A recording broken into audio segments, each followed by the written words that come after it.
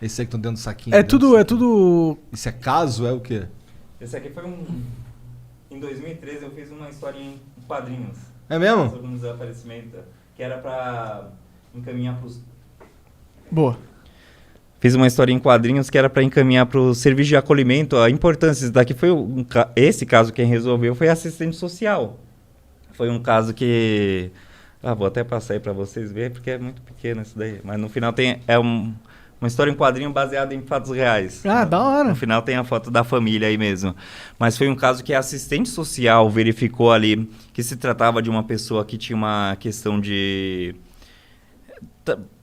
alcoolismo, não estava conseguindo lembrar de onde veio. Ele tinha, essa pessoa, ela não sabia disso, mas depois a gente foi entender toda a história. Ele tinha recebido alta médica, então acabou se perdendo ali da família. Esse caso está até no Netflix. Desaparecidos, 3º episódio. Caralho. E ele saiu pelas ruas caminhando, não tinha mais, tava meio... Não tinha as informações ali, tipo, onde eu moro e tal, foi andando a esmo.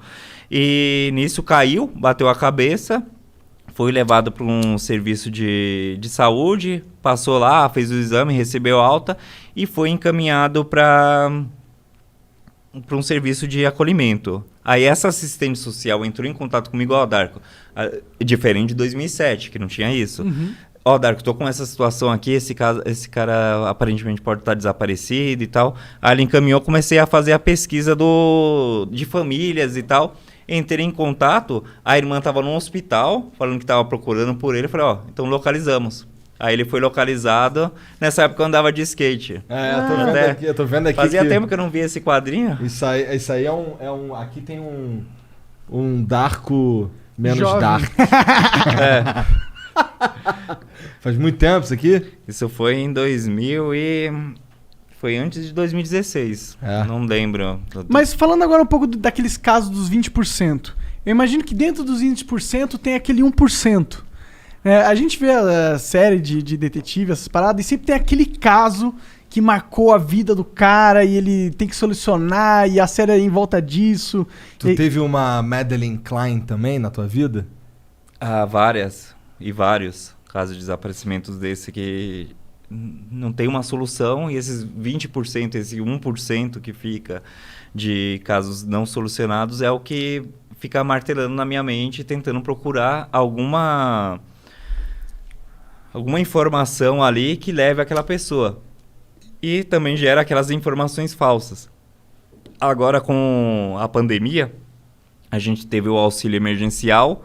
O auxílio emergencial a gente conseguiu localizar várias pessoas que teve aqui em São Paulo, o IRGD, ele abriu lá um espaço durante a pandemia para você pedir o auxílio emergencial, você precisa do RG. A pessoa não tem o RG. A pessoa ia lá no IRGD, tirar a segunda via, e nessa, batia lá os dedos, constava naquele sistema que a pessoa estava desaparecida.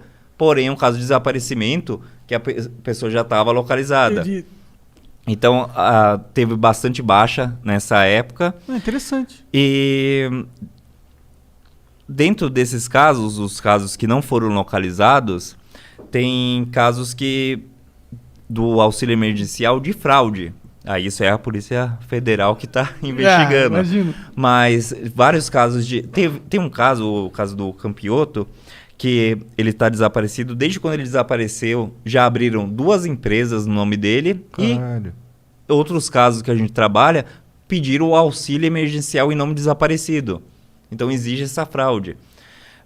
Os caras têm acesso de alguma forma ao banco de dados dos desaparecidos e usa o nome deles para fazer esse tipo de golpe? Exato. Isso? Não sei se é dessa forma, mas eles utilizam tanto o nome, até teve um filho de um jornalista famoso também que usaram o nome dele para pedir auxílio emergencial e foi liberado.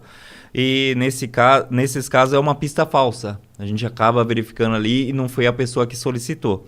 Mas tem um caso algo especial, um caso que martela mais a sua cabeça? O da Rosimeira, acho que foi o que eu trouxe, e o do Samuel.